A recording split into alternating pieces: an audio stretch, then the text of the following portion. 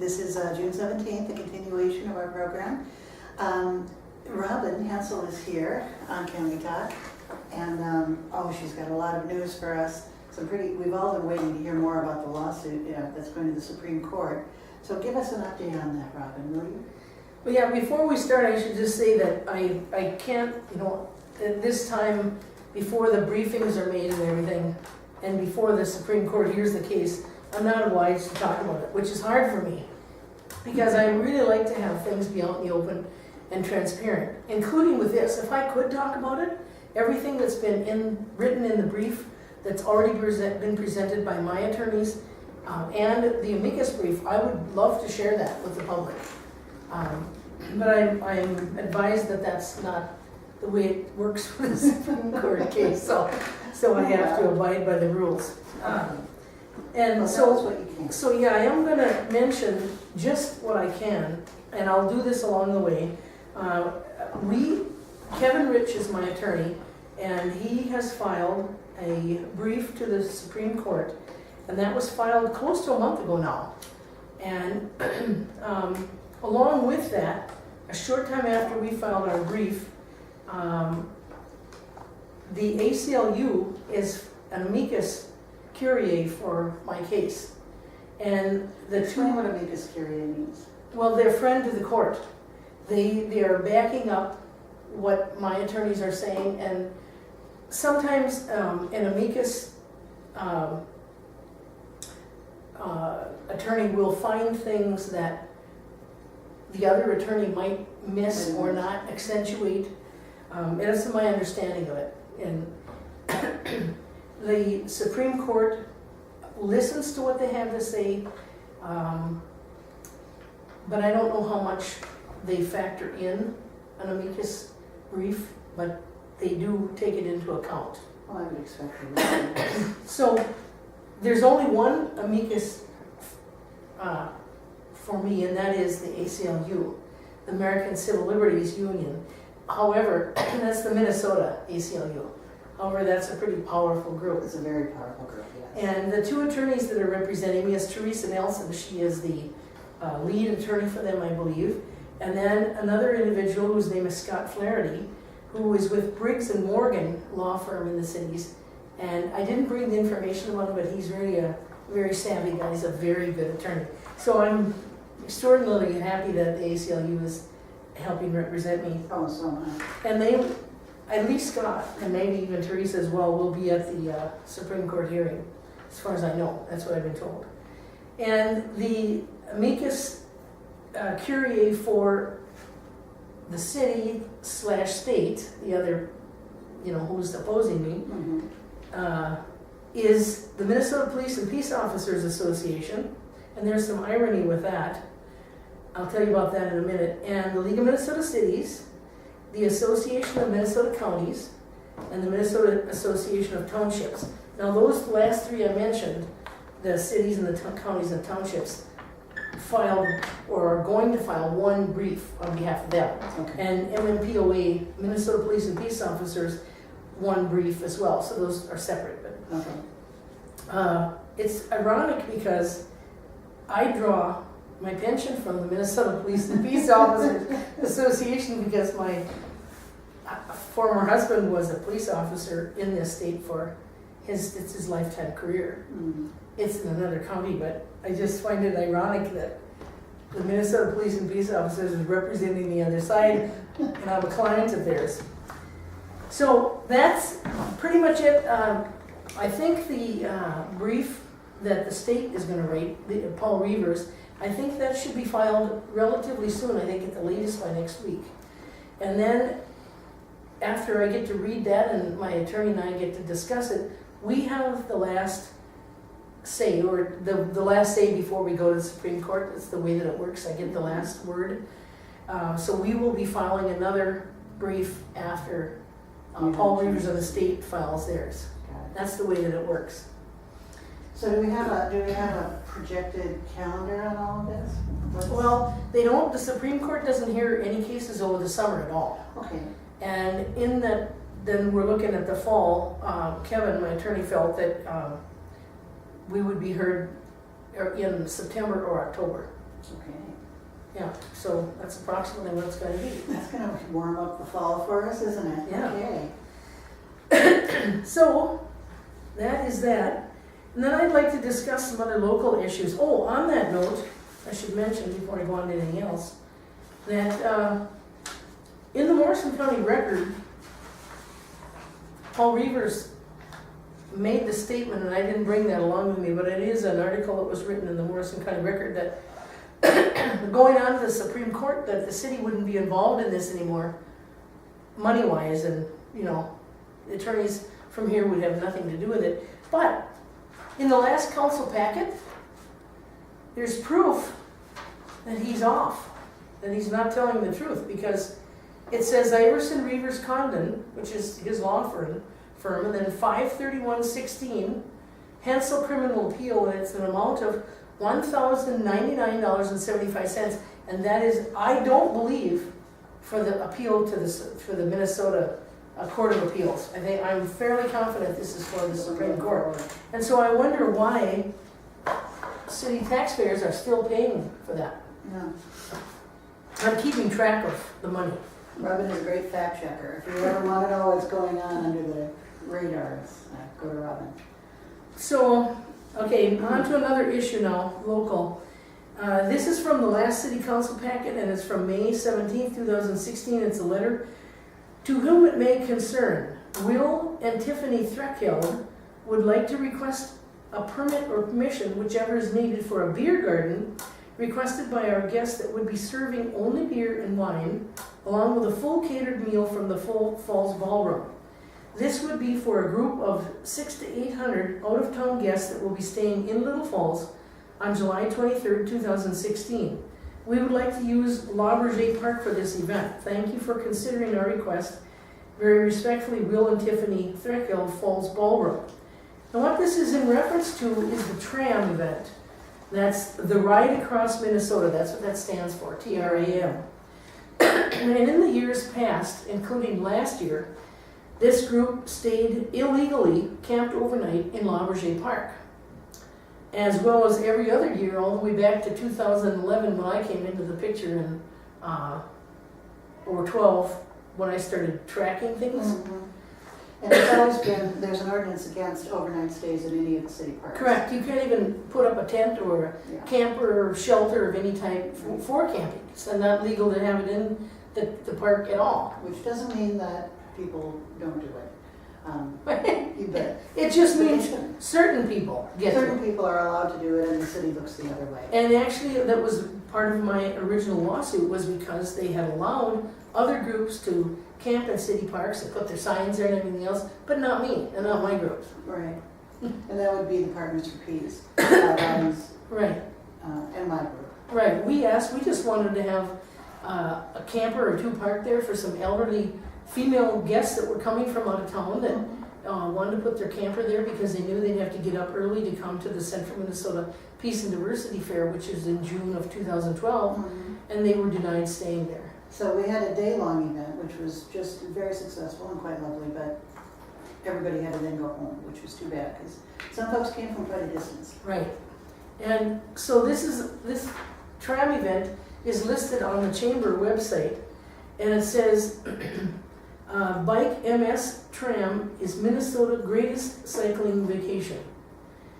Nearly 1,000 riders will travel through the picturesque scenery and rich history of central Minnesota, starting in St. Joseph with overnight stops in Sauk Center, Fergus Falls, Wadena, and Little Falls. So I called Greg Kimmen a couple days ago and asked him, because there was discussion months ago about allowing overnight camping in the parks, and evidently the city doesn't want any part of that, which is really silly in my view, because they could be garnering money from the camping sites that could be rented, and we would be encouraging and inviting and welcoming the bicyclists or people that want to camp in a tent or a little trailer or camper to stay in our town, in our picturesque little town. Right. But in that the council didn't do that, Greg told me that the campers are not going to sleep overnight there.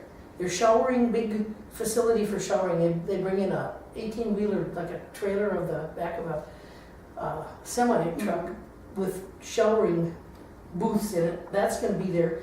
and they're gonna eat and drink there, but then they're gonna go and sleep somewhere on private property in the city. Then I put in another call and asked him if they were staying at the convent or where, and I haven't heard anything back yet. I'm assuming maybe the convent, Yeah, that would be- because I don't know where else there would be that large of a place to allow I don't think. 600 to 1,000 but that people might to be- camp. Yeah, Well, one year they wanted to have the event there, but they wanted to have liquor, and the convent didn't want them to have liquor, so that's why they stayed. That's why the city let them stay illegally at La Vergée. right. So, just so the public is aware about that. And on the La Vergée note, I track the police reports and the sheriff department reports just because I'm interested in this area and I like to know what's happening with crime. Mhm. This is a report from the 14th of May, and it says, damage to property. I responded to La Vergée Park for a report of an American and French flags cut down and stolen. I observed the ropes cut on both flags poles and the flags were missing. I took photographs and uploaded them to the case file, and that was John West, was the officer involved in this. So, not only are people stealing my flags, 6 of them at La Vergée Park, all at one fell swoop that night, Right. because they didn't like the flags that I had up. Somebody in this town is so mean and, hate-filled that they're cutting down the French flag and the American flag from a city-owned park. Mhm. And it was only a short time before May, maybe it was later April or so, it was in the paper. I think it was in the paper, or maybe I saw it in the police reports. But somebody cut and destroyed a bunch of stuff at the Randall Veterans Memorial there. Really? Took down the American flag and took a part of a pole down and a light fixture and stuff. Oh, So there's some really nasty vandals rampaging this area. mhm. And a couple weeks ago, I saw in the police reports locally for the city here that there had been just numbers of windshields and windows on cars taken out with a BB gun. Somebody going around and just shattering windows. Like a lot of them, dozens. Wow. I So, wonder if that's what happened to mine. I got a crack in my windshield. so here's another little something of interest. This is from the sheriff's reports, and it's animal complaints. And I don't know these people at all. I just want the public to know what's happening here. Terry West reported that he observed Keith Kruschke's black dog running around the neighborhood again. I called and spoke with Sergeant Gross about how I should handle this case. I did call West over the phone and explained to him that there was not much we could do at this point. I explained that the county attorney canceled my last citation for public nuisance, advising that it did not apply. I suggested he encourage some of his other neighbors to call also if the dog comes on their property. I also suggested he call either his township or commissioners and ask them to get an ordinance passed so we can enforce it. West was not happy that nothing is being done. I checked the township ordinance in dispatch and I could not find any township ordinance for Belle Prairie Township. I called Greg Colomb, a township supervisor, and asked him if Belle Prairie Township has an animal ordinance or leash ordinance pertaining to dogs running at large. He said that they had one at one time when Riverwood was part of their township that covered the Riverwood area. He said that they no longer have an ordinance covering that since the area went to the city of Little Falls. I told him about the complaints that we've been getting with these 2 residents of their township. He said that he's familiar with what's going on. I suggested that maybe the township look at enacting an ordinance to give us the power to enforce violations of people allowing their animals to run at large. He said that he believes the township will have to look into this issue again and enact an ordinance. And that address of that is 15882 203rd Street of Little Falls. And this was Deputy Yoder and Deputy Lubers that looked into this, and it's dated 5/15. Now, if it's in the Riverwood area, I don't know where the dividing line is there, but the Riverwood area is annexed into the city, and city laws applies, and there's a leash law in this city. Yeah. Unfortunately, I think what's happened, including that dog that drowned by the thin ice on the river here not long ago, Mhm. they didn't have them leashed or kenneled in any way. And if animals are going to be allowed to run loose, they're in danger, or they could endanger others. Right. So I just want people to know that dogs running at large is a problem. I mean, that took up considerable county time right there. They have to ask the county attorney and write the citation. And this isn't the first I've seen of this. There have been many incidences where the deputies are going out to investigate Keith Kruschke and his dog running loose. Do you think it's just one of those escape artist dogs? Some dogs, if you open a door, they just shoot right out. Well, I mean, but there's no excuse for irresponsibility on the part of a dog owner. yeah, If you're gonna own a dog, it's your responsibility to keep your dog on a leash or in a kenneled area. right. I mean, it's just a requirement of when you own a dog, you should be responsible. Yes, of course. Now, this is kind of interesting, and I bring this up because recently I posted something about you, something that happened with you, on Facebook, Okay. and I got some interesting response. I posted the video of 6/17/13 where you are not allowed to speak at City Oh, Hall yes. when you were on the When agenda. I was on the agenda, yes. Not only were you speaking about an agenda item, or trying to, you were the one that asked to be on the agenda. Mhm. You jumped through all the hoops to legitimately get on the city agenda for a very valid reason, to expose what you felt was fraud or waste Yes, of taxpayer dollars, right. city revenue funds. City revenue. City revenue. Okay, so I wrote, here's a perfect example of free speech, a First Amendment violation of free speech. Little Falls, Minnesota, City Council 6/17/13. And I copied some very important people on this Facebook that happen to be friends of mine. Okay. And I said, Theresa Skorseth was exposing a misuse of public funds involving tens of thousands of dollars over almost 20 years to support a posh vacation perks package for French foreigners, not even United States citizens, say nothing of Little Fallsians. This area is truly a constitution-free zone. Too bad Theresa didn't get help from the ACLU to sue the city. She would likely have won with this kind of evidence. Now, my friend Lydia Howell shared this on Chuck Samuelson's timeline. And she said the ACLU should be stepping up to how people are denied free speech at local city council meetings. And guess who Chuck Samuelson is? Who is Chuck Samuelson? The executive director of the Minnesota ACLU. Oh my goodness. And so, you never know. I don't know what the time constraints are on that, but it's been brought to his attention.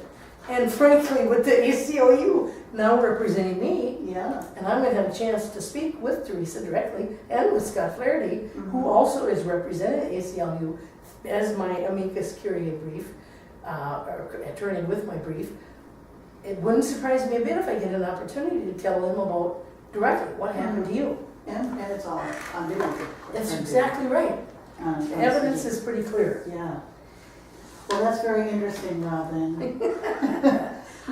Lots of stuff seem coincidental. I don't believe in coincidence. I believe in only Godcidence.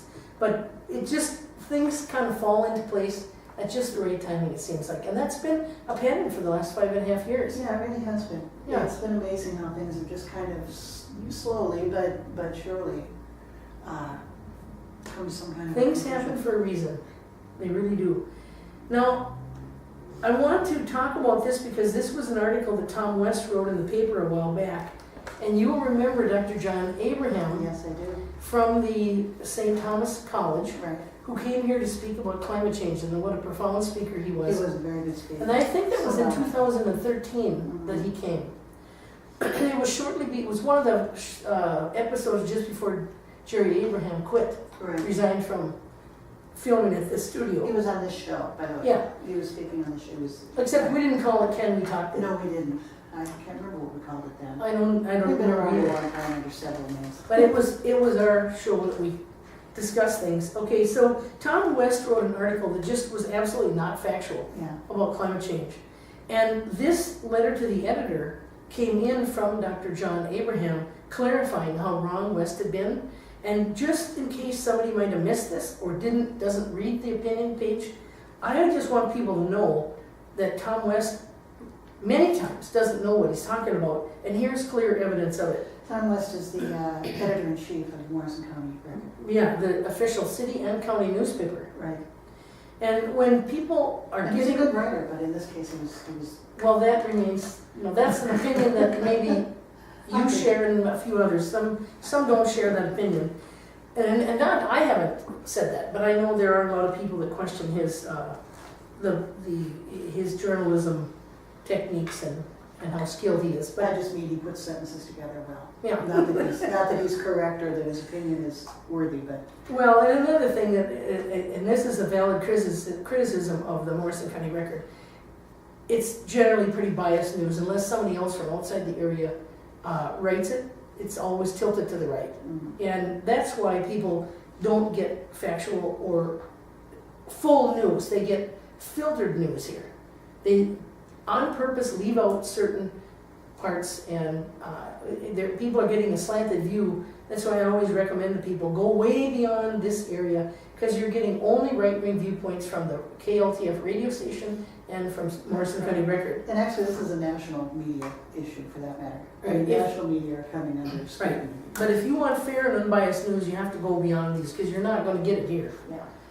So he writes to the editor, on April 17th, Tom's West's article on weather contained errors.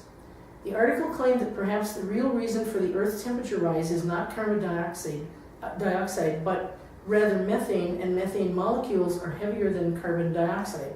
No, they are not. But the weight is irrelevant. What really matters is how capable these gases are at trapping heat. On a molecule-by-molecule basis, methane is more potent than carbon dioxide, but methane is present in the atmosphere in much lower concentrations than carbon dioxide.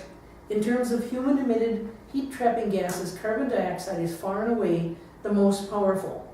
What should your readers know? First, humans are causing climate change.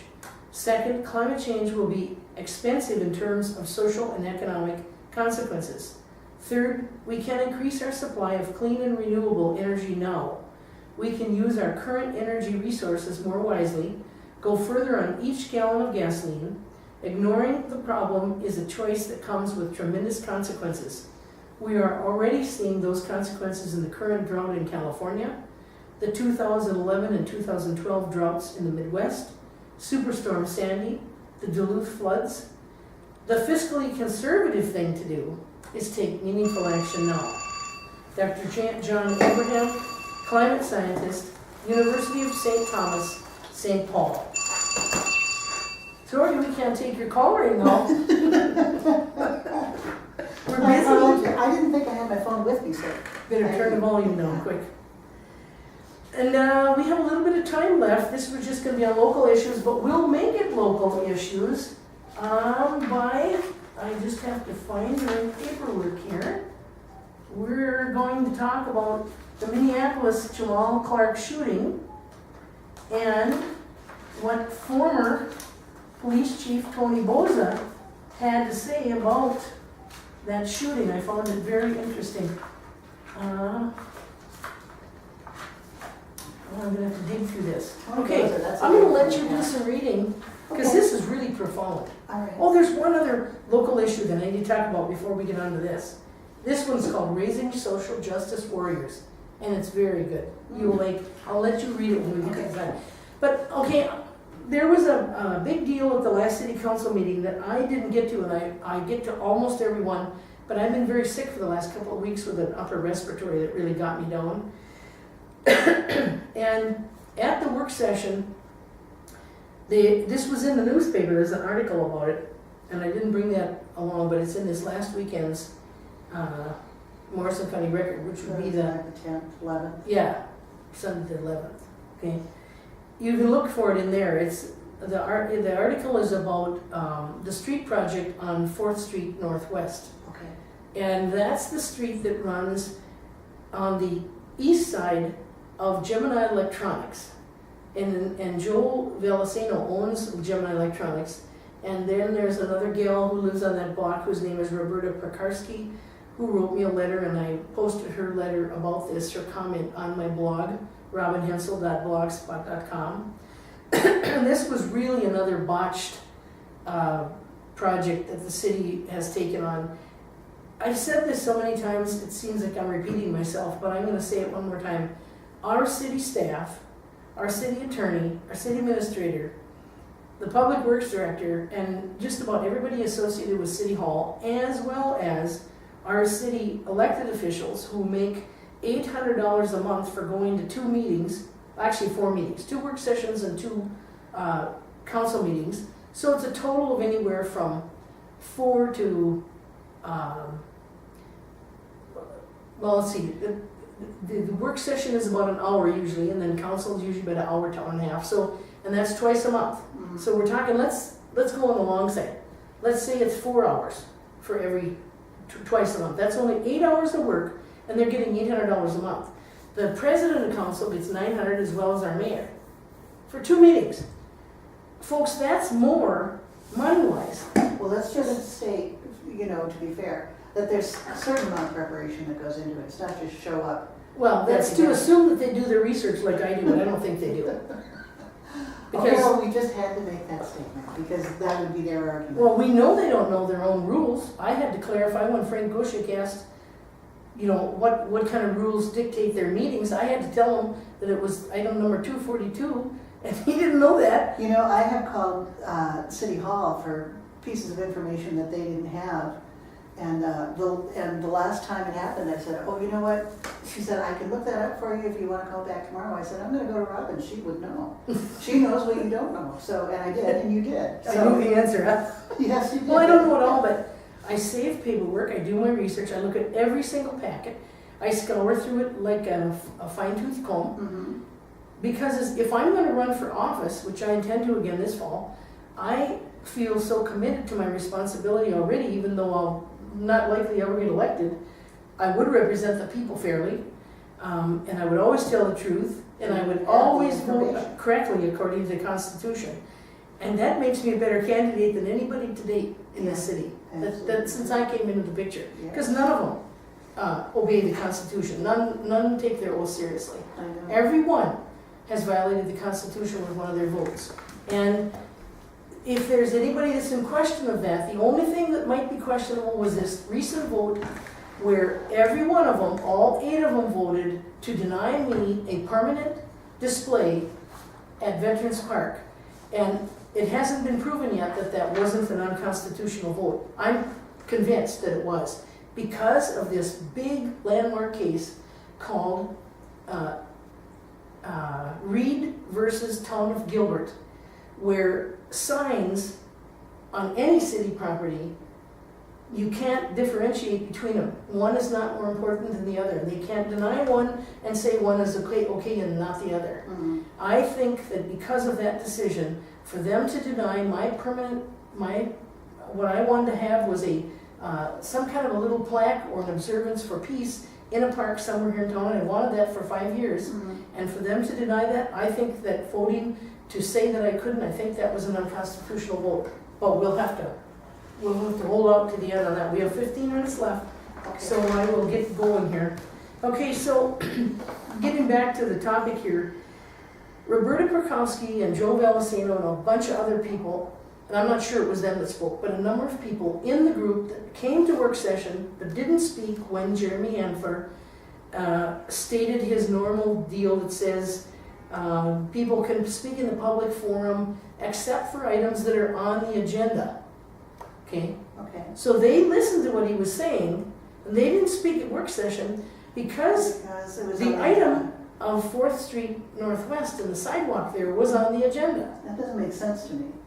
Well, supposedly you're not supposed to speak at work session if the item is already on the agenda. Well, then they should allow you to speak in the during the council session. That's right. Absolutely. And that's actually what they should have been doing all this time. All along. Because that's what it stated. So now, in this council packet, I just got this as I walked in here today. The meeting on June 20th, it's items in here to be discussed in the work session, and it's also on the agenda for approval. So we know they're going to push this through. They're going to ramrod this through. Mm-hmm. Because if they do this, then I can't speak at a council meeting during the recorded session about an item that's on the agenda. So here's what it says in the packet council for the work session. Modify instructions for public forum. At our last city council work session, there was a question that arose for the public forum instructions, which states, that individuals may address the council about items not on the agenda. It is the opinion of the city attorney and I, that's John Rademacher, the city administrator, that it may be modified to include items or the agenda or not. I think he meant to say on the agenda or not. So the action request is to modify the first sentence of the instructions to state, individuals may address the city council about items on the agenda or not included on the agenda. Great. So instead of getting something right, you know, it was Lauren Boyum, Councilman Lauren Boyum, who's also up for election this year, folks. Mhm. Remember that, I'm gonna be challenging him. It was his idea to take away the public forum comment altogether, Yeah, to eliminate it. And then the council, between them talking and discussing with the attorney and the then part-time administrator Dan Vogt, they decided to not eliminate it, but limit it to 3 minutes. So at least they could get rid of 2 minutes of my talking every single time. And Lauren Boyum is the one that suggested cutting it out totally. He's also the council member that said he didn't have to listen to me, yeah. that he Even didn't though- represent me, Even though she lives in his ward. that he didn't represent me, Yeah. that's what he said. Right. And so now, because of that, when they did that switch, they limited it. Mhm. They also changed that, what I just read to you. Right. They changed that. Okay, now, they had a city attorney then. Same one we have now. Yeah, Why didn't they get it right then? yeah. How is it that this city and its staff and its elected officials are so inept that they don't get anything right hardly ever the first time? I don't think they're inept. I think that they're hoping that they can do as they please and nobody will challenge them. Well, Or maybe it's a little of both. I mean, if they really wanted I've to never cut, been able to I mean, think about it. If they really wanted to cut me out from being on televised council sessions, Okay, that didn't do it, did it? no. Because technically, any person could speak on any item that was on the agenda Oh, okay. during the council session, which is recorded by public access. It's the official city recording. Well, do you think perhaps So- it was just a good impulse that they had?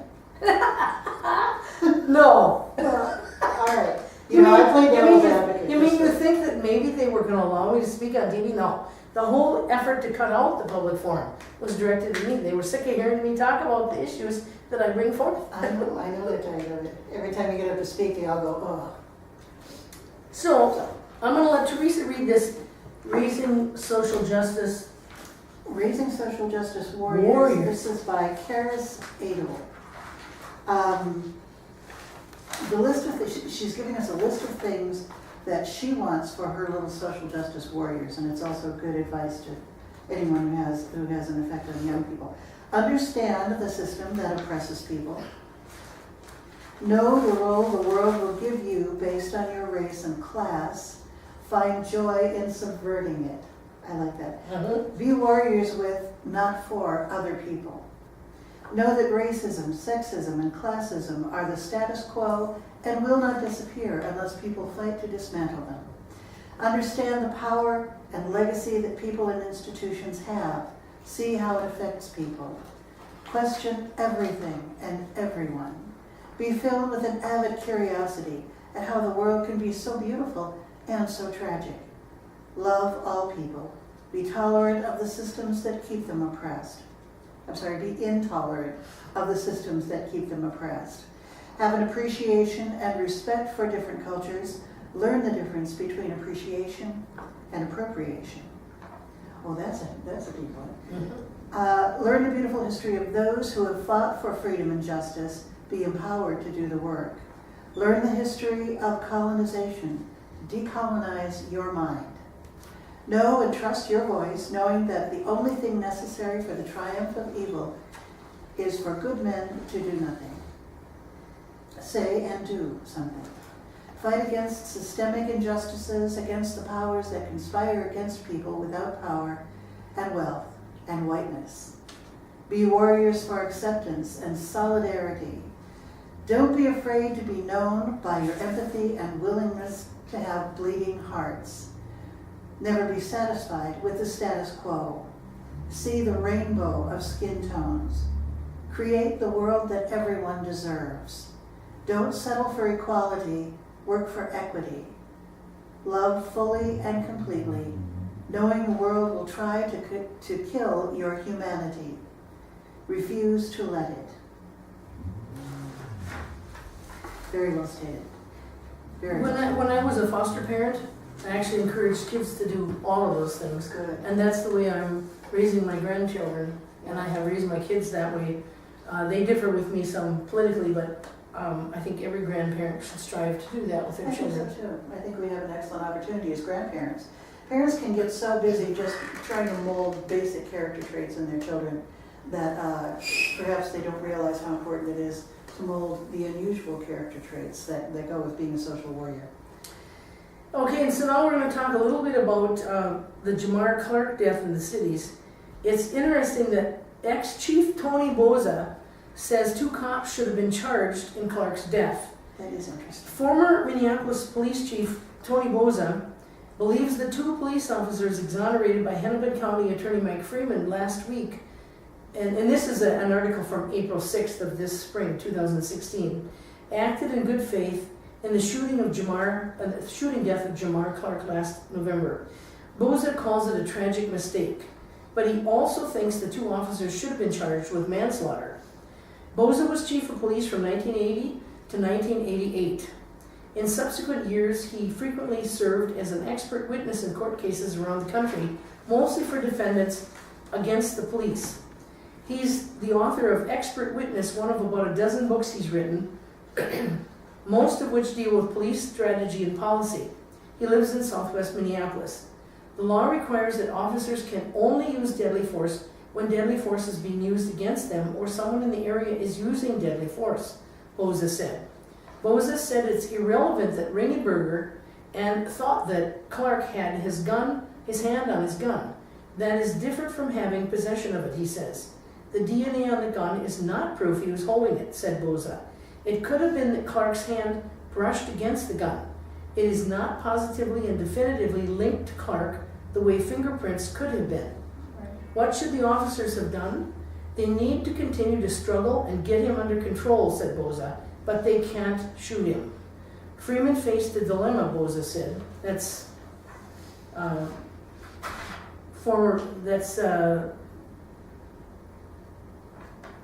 When he refers to Freeman, that's the county prosecutor. Freeman faced Or is it the federal prosecutor for the cities? I'm sorry, I couldn't tell you.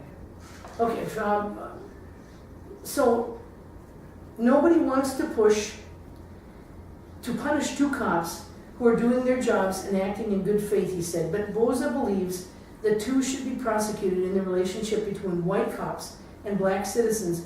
You have an obligation to demonstrate the system will enforce the law. Here's how the statute reads. Whoever intentionally takes possession of a defensive device being carried by a peace officer or from the area within the officer's immediate control without the officer's consent while the officer is engaged in performance of official duties is guilty of a crime and may be sentenced as provided in subdivision 3. Boza's argument is that Clark did not take possession. There's no proof that he did. Right. Well, he didn't. Well, yeah. The officer reacted saying that he had his hand on his gun. That's not a reason to shoot somebody. Yeah. It's just not. Then this is an article from Alternate, and it's called Police Leader Who Smeared Black Lives Matter as Terrorists. Okay, thank you. We have 5 minutes left. Okay. Tied to white power linked. Tied to white power linked biker gang. Lieutenant Bob Kroll stands accused of wearing white power badge and brutally beating people of color. The head of the Minneapolis Police Officers Federation has claimed that activists from the city's Black Lives Matter movement comprises a terrorist organization. But a closer look at Lieutenant Bob Kroll's record indicates he is the one who poses a danger to the public. with a past marred in accusations of racist violence and attitudes, including charges from fellow police officers that he once wore a white power badge on his motorcycle jacket. Crow's outrageous statement about local civil rights protesters is part of a wider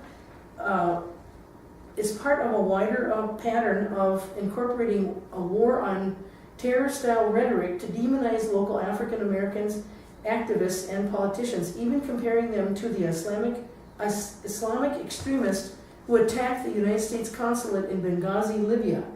Such devices have also been routinely used across the country to criminalize Muslim American communities which face suspicionless surveillance, profiling, and entrapment at the hands of law enforcement officers. Kroll exploited the Justice Department's decision on Wednesday to blame Clark, who is not alive to defend himself, for his own killing. He stated Jamar Clark dictated the circumstances that night. Kroll then trashed the Justice for Jamar movement, declaring, "I don't see Black Lives Matter as a voice for the black community in Minneapolis." Finally, he smeared the protesters as terrorists and implied they caused damage to the precinct and police officers' property. His claims are patently false, Nikema Levy-Pounds, president of the NAACP and civil rights attorney, told Alternate. It's disturbing that someone representing the rank and file of police would make an outrageous statement that perpetuates fear and division. Going further, Levy-Pounds said that Kroll's remarks could put people at risk of facing violence and retaliation at the hands of white supremacists and those who despise the Black Lives Matter movement. Fears of violent incitement are not hypothetical. Last November, allegedly white supremacists opened fire at Black Lives Matter protesters in Minneapolis, wounding 5 people, 2 of them seriously. And in February, a St. Paul police officer named Jeff Rothacker was forced to resign after he was caught encouraging drivers to run over Black Lives Matter protesters slated to gather for a Martin Luther Day King mobilization. In comments posted to his Facebook, which he later deleted, Rothacker stated, "Run them over, keep traffic flowing, and don't slow down for any of these idiots who try to block the streets." And now that was brought forth by my friend Andrew Henderson, who also was represented by my attorney Kevin Rich, and he won his fight against what they had done with him is the Ramsey County Police, the Sheriff's Department actually, a female officer illegally confiscated his camera when he was filming an incident at the apartment complex he lives in. And they couldn't do that, but they did. But they did, I know. They stole his camera, they illegally confiscated his camera, and then they all of a sudden magically the SD card with the contents of the film disappeared too. So basically they stole or destroyed the evidence. Exactly. And he was exonerated nonetheless. So I think we're probably at the end of our 5 minutes. We should conclude this one. Wrap it up. Lots of great stuff. You know, someday we should just sit down and film everything that you've got that you bring to the meetings. She always brings a stack like this and then has to. Oh, and you know, my file on the outrageous, outlandish, Islamophobic, Sharia-phobic speakers that have been, you know, just permeating this area as well as all of central Minnesota and even northern Minnesota. That file is now this deep. Oh. So wait till we get to that file. Yeah, that will be very interesting and tragic. Deep. So, well, thank you so much. This is Theresa Skorseth with Robin Hensel on Can We Talk? See you next time.